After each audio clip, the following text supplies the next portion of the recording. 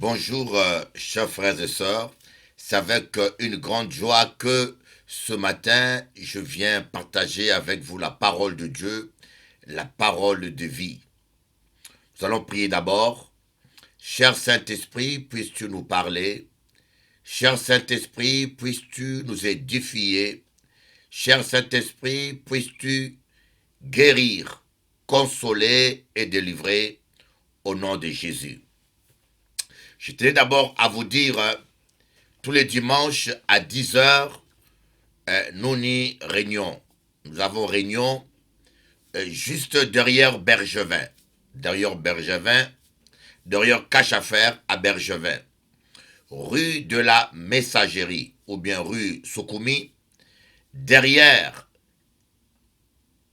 Cache-à-Faire, à 9h30, nous avons culte en Guadeloupe. Et à Moule aussi, nous avons culte à 7h30 à la CAF, en plein bourg de Moule, au parking de la CAF. Et dimanche soir, à 17h, on a culte à Cache-à-Faire. Dimanche soir, à 17h, on a culte à Cache-à-Faire. Vous serez bénis avec le pasteur français.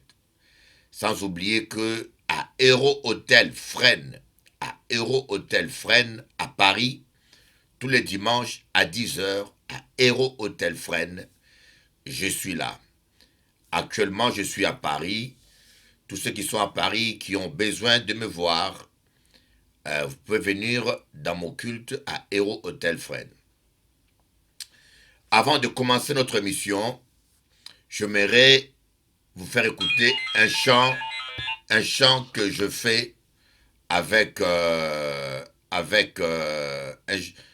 de commencer notre émission. J'aimerais vous faire écouter un chant que je fais, un chant reggae que je fais pour tous les mamans créoles. Les mamans créoles, des femmes courageuses qui élèvent seules leurs enfants, des fois qui sacrifient leur jeunesse, des fois qui sacrifient leur temps, pendant que la plupart des pères abandonnent les enfants et s'en vont d'une femme à une autre à l'aventure.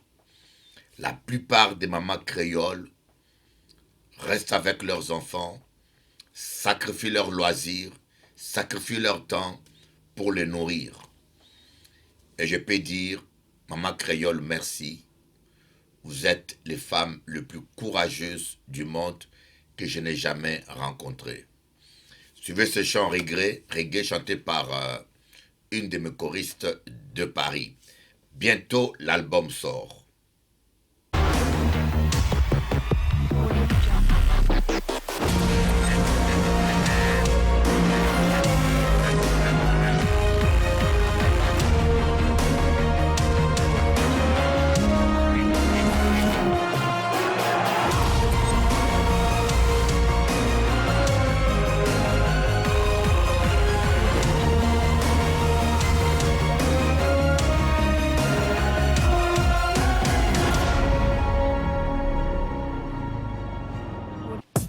Je dédie ce chant à toutes les femmes seules, les mamans créoles qui élèvent seules leurs enfants avec courage. Que Dieu vous bénisse. Mama Creole, yeah, family love, family king. Mama Creole, yeah, ma petite maîtresse. Mama Creole, yeah, beaucoup les petites indiennes. Mama Creole, wow. Si tu n'es pas sérieux, passe ton chemin.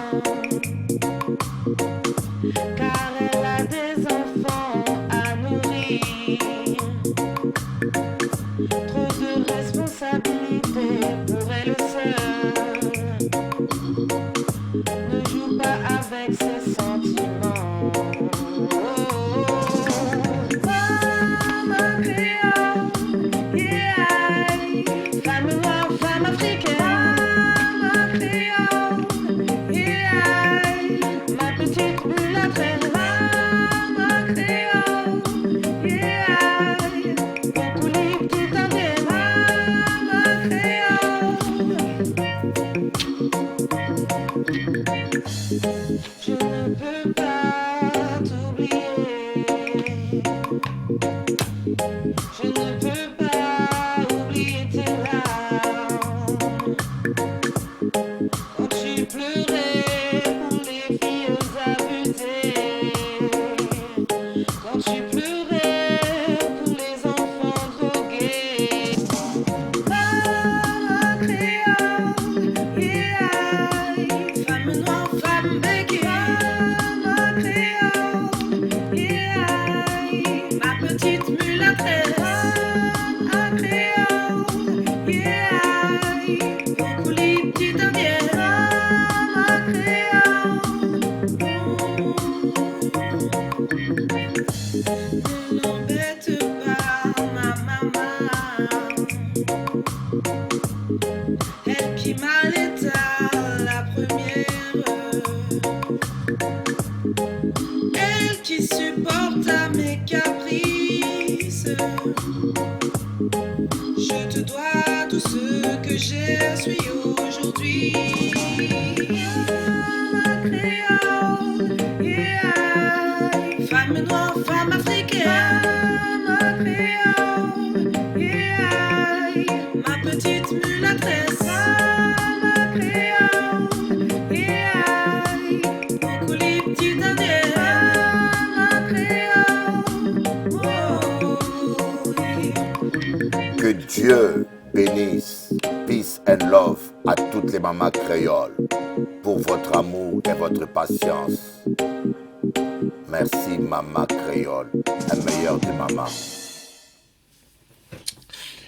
Alors, voilà, aujourd'hui, j'aimerais vous parler du Saint-Esprit. Le Saint-Esprit. Il est très important, la personne du Saint-Esprit.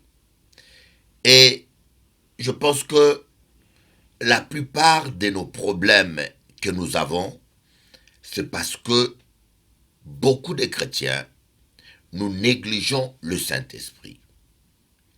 Nous n'avons pas encore compris l'importance du Saint-Esprit dans nos vies.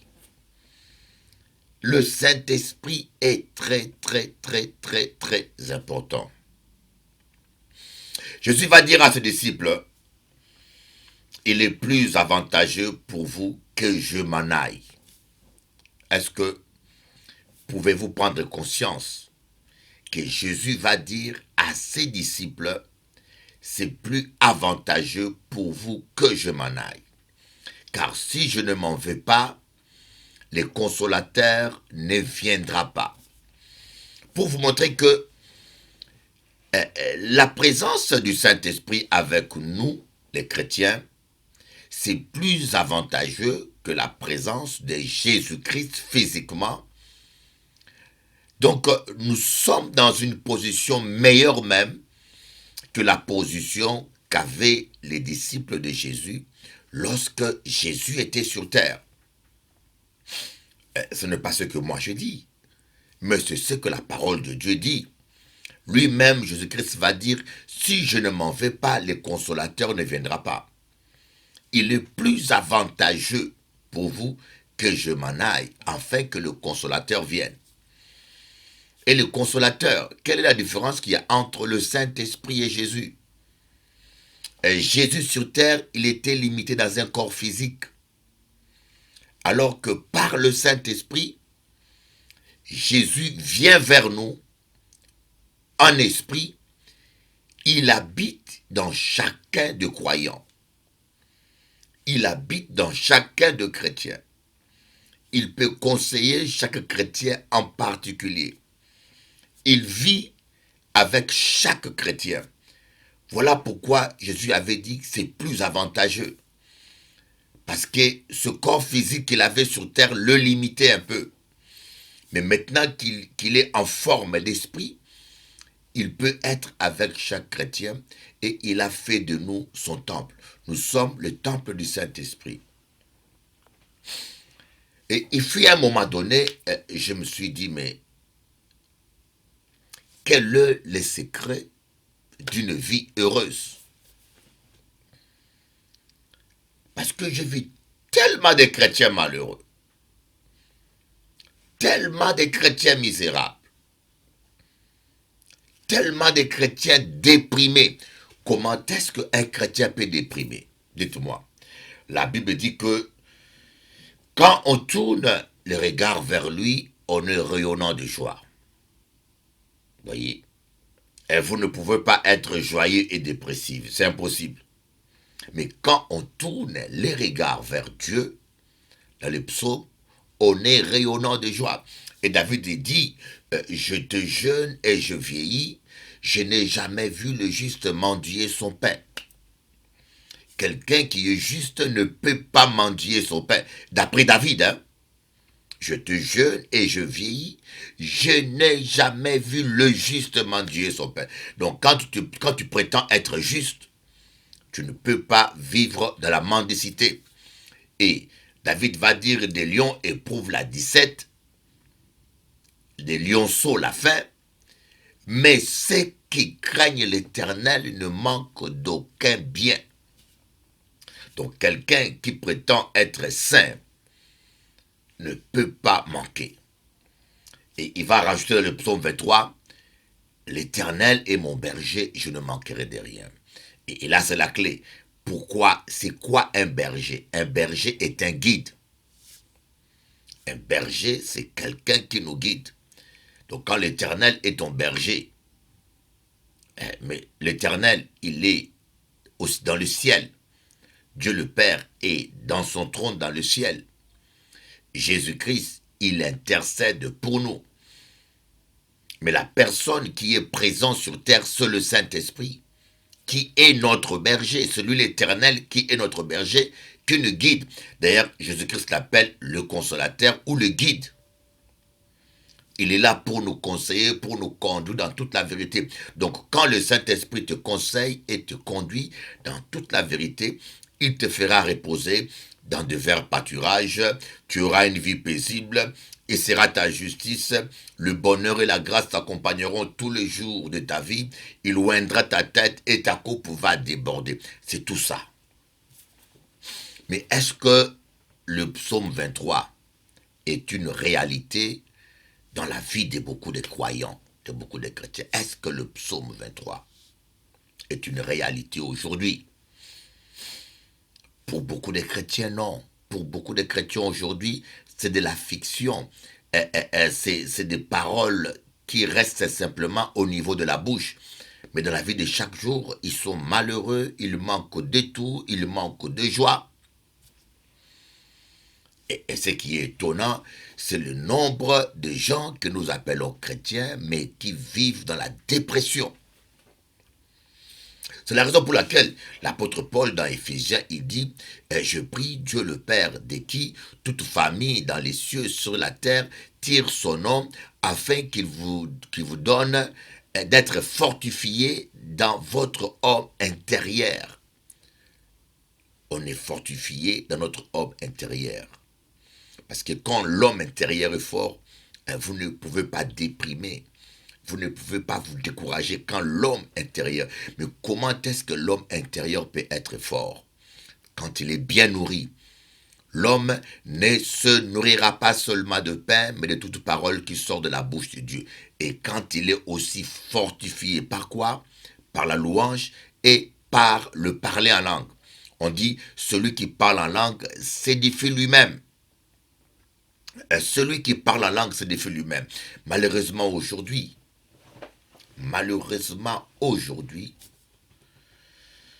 on ne parle pas de ces choses. Les chrétiens n'ont pas compris l'importance du Saint-Esprit et l'importance du parler en langue. Je vous dis, aujourd'hui, les chrétiens n'ont pas compris l'importance du Saint-Esprit et l'importance du parler en langue. La Bible, quel est l'avantage du parler en langue? Qu'est-ce que le parler en langue nous apporte de plus? Le parler en langue est classifié en deux. Il y a la langue des hommes ou la langue des anges. L'apôtre Paul dit, quand même je parlerai la langue des hommes et la langue des anges. Donc, des fois nous parlons en langue, on parle une langue des hommes.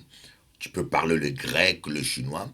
Il y a d'autres personnes qui parlent en langue, qui peuvent parler des langues mystérieuses comme les langues des anges, dont on ne connaît pas ni la structure grammaticale. Des fois, ils émettent un seul son de plusieurs manières, un seul son, un seul mot, dans des tonalités différentes, parce que les langues des anges sont des langues mystérieuses. C'est comme les dauphins. Les dauphins émettent un seul son, mais d'après l'intensité, d'après l'intonation, ils transmettent des messages différents. Et la langue des anges aussi, c'est une langue mystérieuse de fois que nous sur Terre, on ne peut pas comprendre parce que sa structure grammaticale, c'est spirituel, on ne peut pas comprendre. Et vous voyez quelqu'un qui fait da da da da da da da da. Et pour nous, humainement, on ne comprend pas parce que d'après notre structure terrestre de langue, ça n'a pas de sens. Mais dans le monde spirituel, c'est des mystères que cette personne dit. Le parler en langue, la Bible dit que celui qui parle en langue s'édifie lui-même. Donc quelqu'un qui prie souvent en langue, il n'a pas obligatoirement besoin qu'on l'encourage. Il n'a pas besoin que des compliments des gens. Parce que intérieurement, il est fort. Il s'encourage lui-même. Il se fortifie. Dieu dit à Josué, prends courage. Seulement, prends courage. Je serai avec toi. Et je te donnerai ce pays. Seulement, fortifie-toi. Mais comment on peut se fortifier? C'est en parlant en langue. Mais surtout, le plus grand avantage du parler en langue, la Bible dit que celui qui parle en langue, son intelligence demeure stérile, mais l'Esprit de Dieu prie au travers de lui. Et quel est l'avantage? C'est comme quelqu'un qui parle au téléphone au volant. Quelqu'un qui roule en voiture et qui parle au téléphone, il est déconcentré. Et c'est dangereux parce qu'il peut faire un accident. Il est complètement déconcentré. Et c'est pour cela que cela est interdit et sanctionné. Mais tu peux conduire ta voiture en parlant en langue sans être déconcentré. Pourquoi? Parce que quand tu parles en langue, ton intelligence demeure stérile par rapport au parler en langue. Donc tu peux parler en langue, l'esprit prie au travers de toi, mais toi tu es concentré sur la conduite. C'est ça l'avantage. Et quand vous parlez en langue, imaginez-vous que chaque jour, il y a des gens qui font 1 heure de trajet pour aller au travail, quand on compte avec les embouteillages. Et pour le retour, il fait aussi 1 heure de trajet pour rentrer à la maison. Et si tu t'engages à parler en langue durant tous les trajets, aller et retour, c'est 2 heures de prière que tu gagnes dans la journée. Parce que tu peux conduire ta voiture et tu continues à parler en langue. Le Saint-Esprit prie au travers de toi. C'est 2 heures de prière de gagner. Alors que quand tu rentres à la maison à 19 heures ou 18 heures ou 20 heures, tu es fatigué pour trouver 2 heures de prière. Avec des enfants, avec une femme ou un mari, avec des repas à faire, cela devient compliqué. Donc l'avantage de parler en langue, c'est que tu peux être occupé dans des travaux ménagers, tu peux être occupé à cuisiner, à nettoyer ta maison, tu peux être occupé même à faire le jardin ou même à travailler tout en parlant en langue avec ta bouche ou bien à l'intérieur de toi, intérieurement, tu peux passer des heures à parler en langue sans être déconcentré. Parce que quand on dit que ton intelligence demeure stérile, ça veut dire quoi? Ça veut dire que ton esprit n'est pas concentré dans la prière que tu fais. Parce que c'est l'Esprit de Dieu qui prie à ta place. Alors ça te permet d'être concentré à faire autre chose, ou à conduire, ou à nettoyer la maison, ou à travailler normalement, mais à l'intérieur de toi, tu continues à parler en langue. Alors l'avantage de parler en langue, ça te permet de faire 2 tâches à la fois. Prier en même temps que tu fais ton travail, ou tu fais le ménage, ou tu fais autre chose. Mais malheureusement, aujourd'hui, les gens parlent en langue seulement dans l'église. Les gens parlent en langue seulement pour prophétiser. Et les gens parlent en langue simplement pour se faire voir. Parce qu'ils pensent que le fait de parler en langue publiquement, ça vous donne une notoriété, une spiritualité. Moi, c'est une forme de vandalisme spirituel. Une forme de vandalisme. Alors que le parler en langue, c'est un don qui est plus efficace quand nous l'utilisons convenablement. Mais on va lire ce verset dans Jean chapitre 14, le verset 15 au verset 17. Jean chapitre 14, le verset 15 au verset 17. Si vous m'aimez, gardez mes commandements. Et moi je prierai le Père, il vous donnera un autre consolateur, afin qu'il demeure éternellement avec vous. L'esprit de vérité que le monde ne peut recevoir, parce qu'il ne le voit point et ne le connaît point. Mais vous, vous le connaissez car il demeure avec vous et il sera en vous. Jean 14, verset 15 à 17. Si vous m'aimez, gardez mes commandements. Et moi je prierai le Père, et il vous donnera un autre consolateur, afin qu'il demeure éternellement avec vous. L'esprit de vérité que le monde ne peut recevoir parce qu'il ne le voit point et ne le connaît point. Mais vous, vous le connaissez car il demeure avec vous et il sera en vous. Vous voyez ce passage. La clé de la réussite du de la vie chrétienne, c'est le Saint-Esprit. Et Jésus veut que vous réussissiez en tout. J'aimerais vous dire que Jésus veut que vous réussissiez en tout. Que vous réussissiez votre vie conjugale. Que vous réussissiez votre vie sentimentale.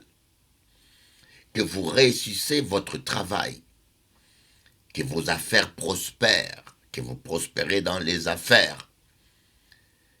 Quand vous êtes étudiant, que vos études puissent marcher avec succès. C'est ça la volonté de Dieu. Mais qu'est-ce que Dieu a prévu? Dieu a prévu que nous ayons un conseiller. Un conseiller. C'est le Saint-Esprit. Il est là pour nous conseiller. Il est là pour nous montrer les meilleurs choix. Il est là pour éviter qu'on se fasse avoir. Il est là aussi pour nous consoler. Consolateur, c'est quelqu'un qui vient nous consoler. Parce que le Seigneur sait bien que le temps que nous vivons sont des temps très difficiles. Les temps que nous vivons sont des temps très difficiles, très pénibles. La Bible dit que dans les derniers temps, les gens seront méchants. Il sait que vous serez beaucoup déçus. Voyez, que vous soyez pasteur, que vous soyez chrétien, que vous soyez femme au foyer, ou même enfant, nous aurons tous à faire face à la déception. Les gens vous décevront. D'ailleurs, c'est pour cela, la Bible va dire, malheur à l'homme qui se confie en l'homme. Les hommes vous décevront. Regardez, Jésus, il avait 12 disciples, et parmi ces 12, un l'a trahi, et 10 l'ont abandonné à la croix, ont pris la fuite. Un seul est resté. Les hommes aujourd'hui sont devenus très ingrats. Et Jésus a guéri 10 lépreux. Et parmi les 10 lépreux, 9 sont partis. Un seul est revenu rendre gloire à Dieu. Donc dites-vous que sur 10 personnes que vous allez aider sur terre, ou même dans l'église, sur 10 personnes que vous allez aider, 9 seront ingrats, 1 sera reconnaissant. Et c'est pour cela que je dis toujours aux gens, quand vous aidez les gens, ne vous attendez à rien pour ne pas être déçus. Quand vous faites du mal à quelqu'un, vous pouvez être sûr qu'il fera tout pour se venger. S'il ne se venge pas, il ne vous oubliera jamais. Mais quand vous faites du bien à quelqu'un, c'est comme si vous n'avez rien fait. Et c'est comme ça que l'être humain est fait. C'est comme ça que notre chair est faite. Donc le Seigneur sait que nous aurons besoin des consolateurs, de l'Esprit Saint pour nous consoler parce que nous aurons beaucoup de ces déceptions, des déceptions sentimentales. Aujourd'hui, les hommes viennent dans votre vie, ils vous promettent monde et merveille, ils vous écrivent des poèmes, sachant pertinemment qu'ils ne sont là que pour profiter de vous et partir. Et beaucoup des hommes viennent, ils font un enfant, deux enfants, trois enfants à une femme, ils chantent de la belle poésie, doudou moi aimé ou doudou ceci, mais au bout de 1 an, 5 ans, 3 ans, vous le voyez, il sort avec une autre fille plus jeune, et puis il s'étire, il part, il ignore ses enfants, il n'aide même pas ses enfants. C'est incroyable comment le diable a réduit l'être humain à un niveau plus bas que l'animal. Parce que je vous dis que les lions s'occupent des lionceaux. Une lionne nourrit ses lionceaux. Même une poule, il chauffe les œufs et il réchauffe ses œufs, il couvre ses œufs. Et quand il y a des poussins, il protège ses poussins, il les nourrit. Mais l'être humain est arrivé à un niveau tellement bas qui s'occupe même pas de sa progéniture. Il est devenu comme un sauvage. Il s'occupe même pas de sa progéniture. Vous le voyez rouler en Mercedes, en BMW, avec la passion alimentaire. Et puis, il n'a pas honte de lui-même en plus. Et devant de telles déceptions, des fois, nous avons besoin d'être consolés. Des fois, on pleure. On dit, qui peut nous consoler? Mais si vous avez le Saint-Esprit, il est là pour vous consoler. Il est là pour essuyer vos larmes. Il est là pour vous conseiller. Si du moins, vous lui avez donné une place dans votre vie, si du moins, vous collaborez avec lui. Donc le Saint-Esprit est là pour nous consoler devant toutes nos blessures et déceptions. Et il est là aussi pour nous guider parce que nous avons des choix à faire. Que vous soyez chef d'entreprise, que vous créez une entreprise, que vous soyez étudiant, que vous soyez élève, que vous soyez professeur, que vous soyez femme au foyer.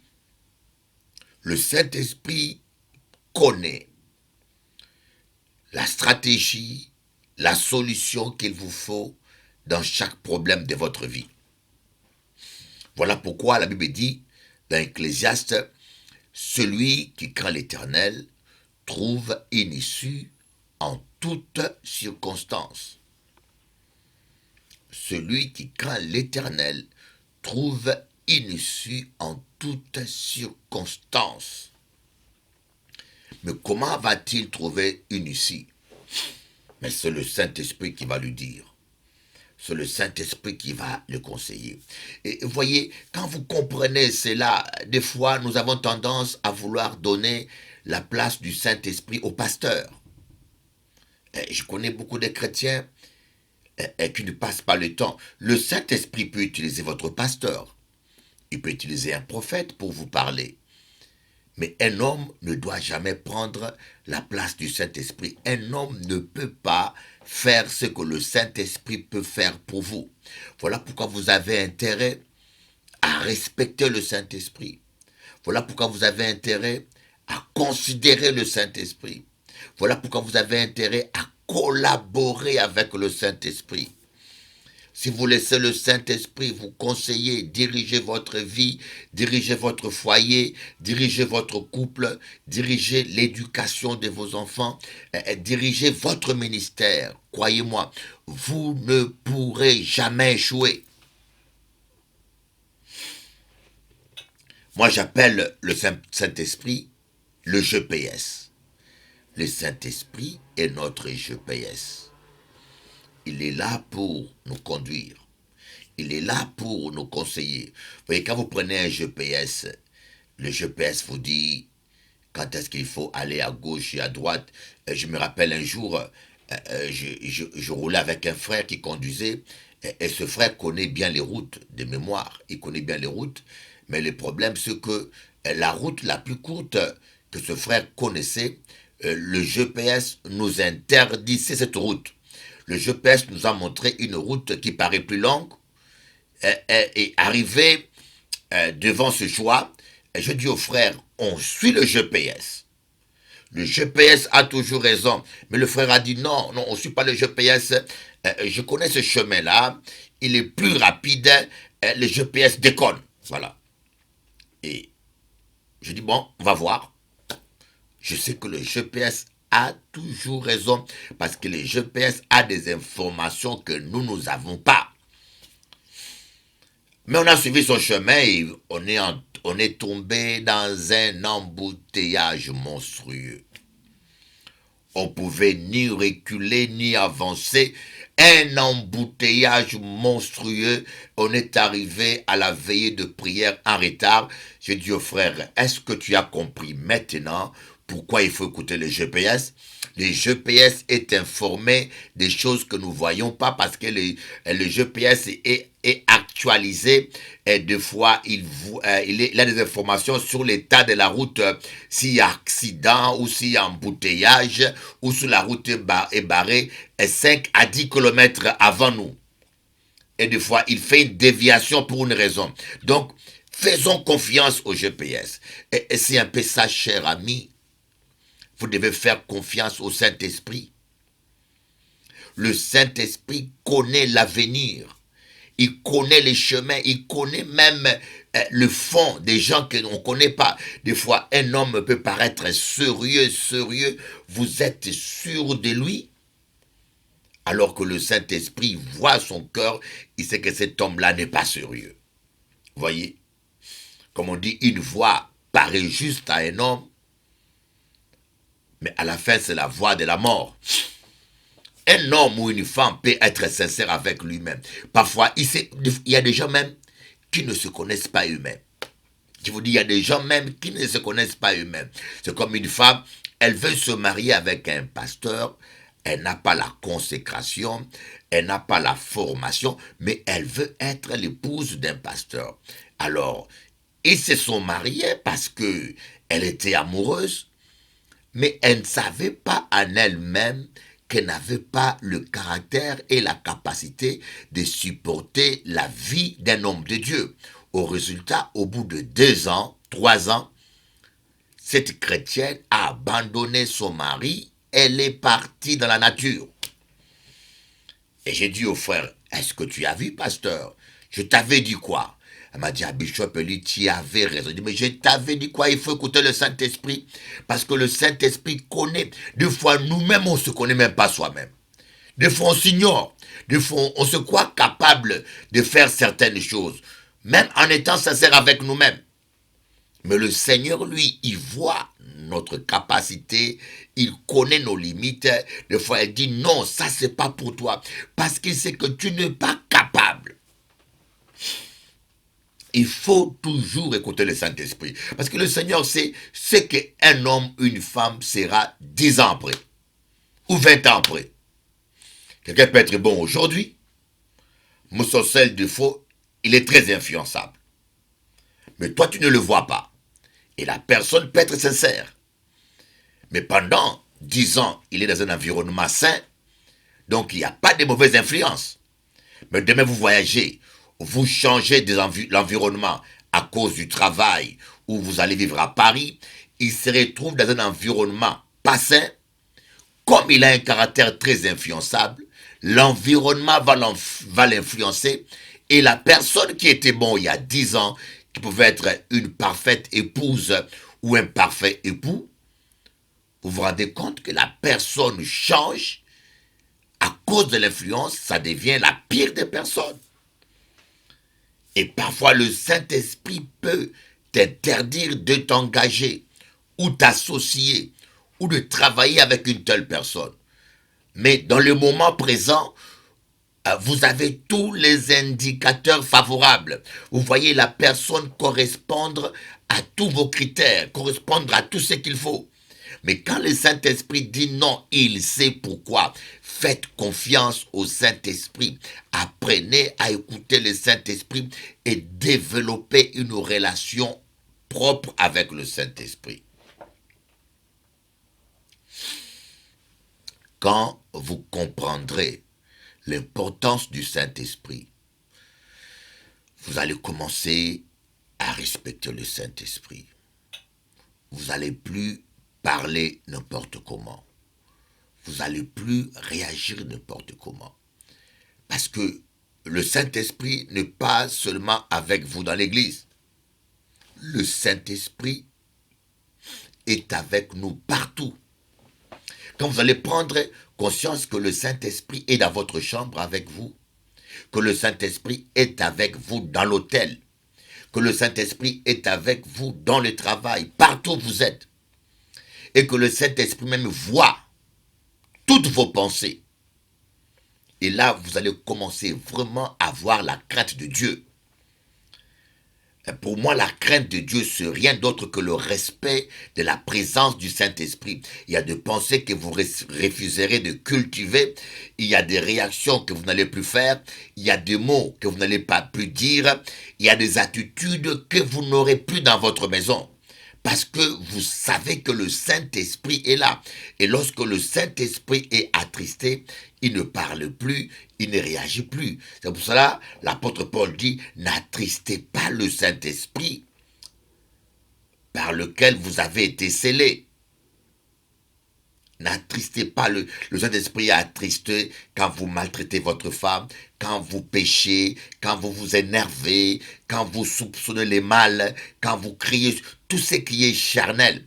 Voilà pourquoi Jésus dit dans Jean 14, l'esprit de vérité que le monde ne peut recevoir. Pourquoi le monde ne peut pas le recevoir? Parce que le monde est dans la chair. Et si le monde est en vous, vous ne pouvez pas recevoir le Saint-Esprit. Et si même vous êtes sauvé, mais vous êtes attaché aux choses du monde, ou vous êtes influencé par les choses du monde, vous aurez du mal à développer une relation saine, une relation bénie avec le Saint-Esprit. Voilà pourquoi le Seigneur commence ce verset, comme nous le voyons, je peux le relire encore. Le Seigneur commence en disant, si, dans le verset 15, si vous m'aimez, gardez mes commandements. C'est la première condition. Il faut d'abord garder le commandement de Dieu. Parce que le Seigneur donne le Saint-Esprit à ceux qui lui obéissent. D'après Actes des Apôtres, l'apôtre Pierre a dit, le Seigneur donne le Saint-Esprit à ceux qui lui obéissent. Et nous avons trop de gens qui vont dans l'église, qui sont religieux, qui connaissent tous les cantiques, et beaucoup de charlatans qui se font appeler pasteurs et apôtres, qui savent bien prêcher. Vous savez, on a beaucoup de robots aujourd'hui. Quelqu'un peut être là, il va sur Internet, il écoute une prédication d'un quelconque pasteur, il écoute 10 fois, et puis il le répète comme un robot. On a beaucoup de robots, des imitateurs. Voyez, le diable, c'est un déguiseur spécialiste. Il se déguise en ange de lumière. Et tous ses serviteurs se déguisent en serviteurs de Dieu. Et ils ne sont pas inspirés, mais ils doivent écouter d'autres prédications. Et des fois, ils vous impressionnent alors que c'est rien d'autre qu'un robot. On peut prêcher, on peut chanter des cantiques, on peut chasser les démons, on peut même guérir des malades, mais sans avoir les commandements de Dieu en soi. Quand la parole de Dieu, la plupart des gens ont la parole dans la tête, mais pas dans le cœur. La parole reste dans la tête, mais ça rentre pas dans le cœur. Leur cœur n'est pas changé. Ils sont toujours méchants comme un païen. Quand on le voit réagir, quand on le voit se comporter, vous vous rendez compte que ce monsieur-là n'est pas un homme de Dieu, ni même un chrétien, mais c'est un païen. Alors, pour être rempli du Saint-Esprit, il faut que les commandements de Dieu soient en toi. Il faut que la parole de Dieu soit en toi. Il faut que le monde puisse vous quitter. Voilà pourquoi quand vous écoutez les choses malsaines du monde, vos oreilles sont contaminées, il vous sera difficile d'écouter la voix du Saint-Esprit. Beaucoup de gens me disent, mais Bishop Eli, comment écouter la voix du Saint-Esprit? Comment écouter? Vous savez, si vous voulez écouter la voix du Saint-Esprit, commencez par garder vos oreilles propres, refusez d'écouter les cancans, refusez d'écouter la médisance, refusez d'écouter les calomnies, les critiques négatives. Refusez de vous associer. Soyez cet homme-là qui ne s'assoit pas sur le banc de mon cœur, qui n'écoute pas les conseils de méchants, qui ne s'arrête pas sur le chemin de pécheurs. Soyez cet homme-là qui refuse ce milieu et vous allez voir, vos oreilles seront éduquées, elles seront formatées pour écouter la voix du Saint-Esprit. Le monde ne peut pas recevoir le Saint-Esprit. Il ne peut pas le voir, mais vous, les disciples de Jésus, vous qui craignez le Saint-Esprit, vous qui respectez, c'est comme une femme. Voyez, j'aime bien. D'ailleurs, avant de terminer, je vous ferai écouter ce chant que j'ai écrit pour le couple. Et je vous ferai aussi écouter ce chant que j'ai écrit pour le moment créole. J'espère qu'elle vous fera du bien ce chant. Et c'est comme une femme qui est malheureuse. Je ne pense pas qu'elle va vous couper les ongles ou bien vous fera. Une femme qui est malheureuse, elle est dans le foyer, elle est dans la maison, mais elle ne prend pas beaucoup d'initiatives. Elle ne fait pas grande chose parce qu'elle est dessus. N'est-ce pas? C'est un peu ça aussi. Si vous ne respectez pas une femme, vous lui parlez mal, vous parlez grossièreté, vous l'humiliez, elle sera malheureuse, mais elle ne vous donnera pas grand chose de bien. Et si vous ne respectez pas non plus le Saint-Esprit est avec vous. Parce que lorsque vous acceptez Jésus-Christ, le Saint-Esprit vient habiter en vous. Et vous devenez amis avec lui, vous devenez un seul esprit, vous êtes marié avec le Saint-Esprit. Vous devez commencer par respecter le Saint-Esprit. Dans la voiture, dans la maison, partout où vous êtes, prenez conscience que vous n'êtes pas seul, vous êtes avec l'Esprit de Dieu et que vous ne devez pas l'attrister, vous ne devez plus parler n'importe comment, vous ne devez plus réagir n'importe comment parce que vous n'êtes plus un célibataire spirituel. Vous êtes marié avec le Saint-Esprit et commencez par respecter la présence du Saint-Esprit et vous serez bénis. Amen. Voilà un peu ce que j'avais à partager avec vous. Et je vais vous laisser encore écouter ces deux chants reggae. L'album sort bientôt. J'ai décidé de faire un album romantique pour le couple chrétien, même aussi pour les païens. Parler de l'amour selon la parole de Dieu avec des valeurs bibliques. Pas un album que religieux. Je dédie ce chant à toutes les femmes seules, les mamas créoles qui élèvent seuls leurs enfants avec courage. Que Dieu vous bénisse. Mama créole, yeah, femme béquille. Mama créole, yeah, ma petite mulâtresse. Mama créole, yeah, beaucoup les petites indiennes. Mama créole, wow.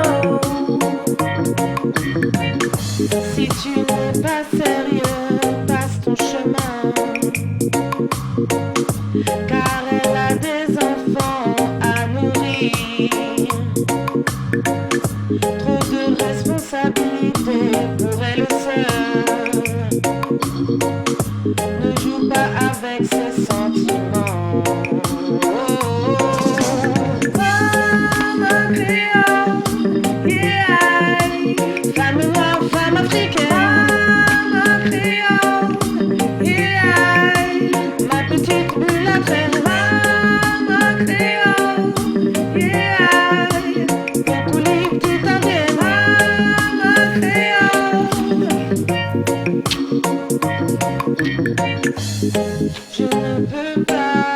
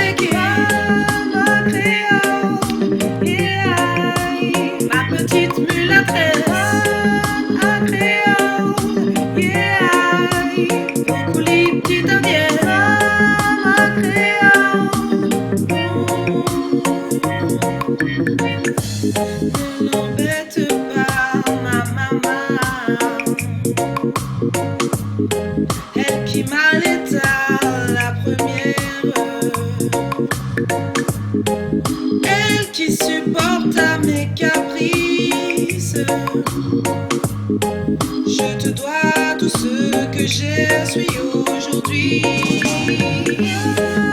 Créole, yeah.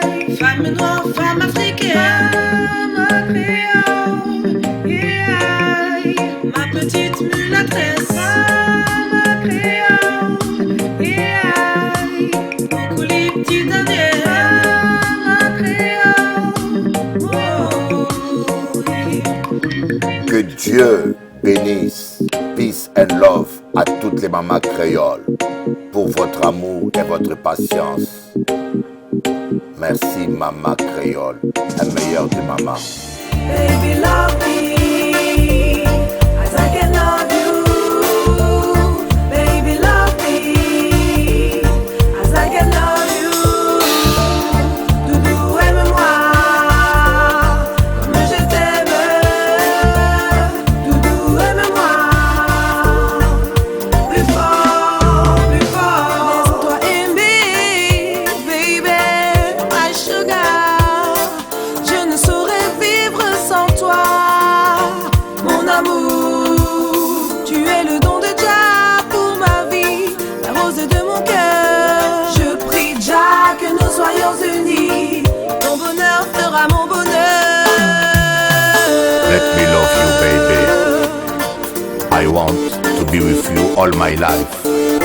You are a gift of God for me. Baby, love me as I can love you. Baby, love me as I can love you. Doudou, aime-moi comme je t'aime. Doudou, aime-moi plus fort, plus fort. Nasala nini awayo boyi ngai boye otiki ngai orphelin mawa na ngai nalula yo kolula pesa ngai motema na yo nalingi yo. Laisse-moi t'aimer bébé, t'aimer comme au premier jour, au jour d'Adam et Ève. Quiero amarte, mi nena. Tu amor es más precioso que todo en la tierra. Dame la oportunidad de mostrarte mis sentimientos.